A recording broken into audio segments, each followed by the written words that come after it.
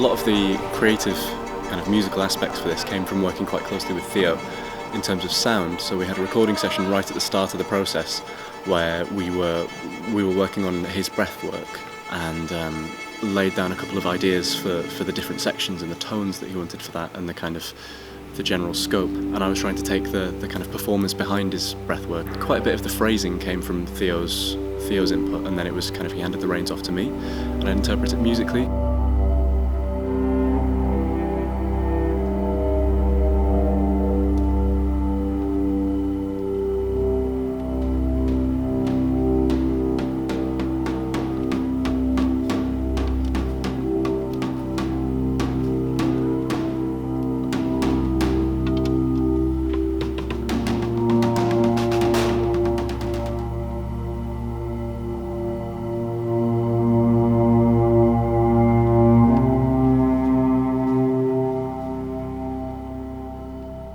I was playing with this design was taking the notion of a suit and deconstructing it.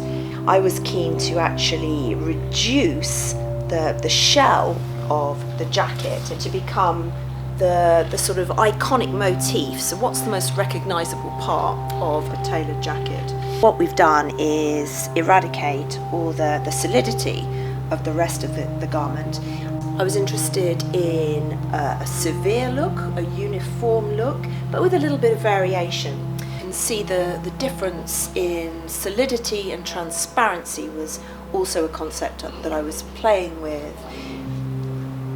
Early on in the discussions with Thēo, we were very keen that musicians and dancers were integrated together, sharing the work, rather than it being dancers dancing around musicians who were playing. From the outset, I was keen on having another layer to some of the costumes because Thēo has always been interested in the idea of disrobing on stage.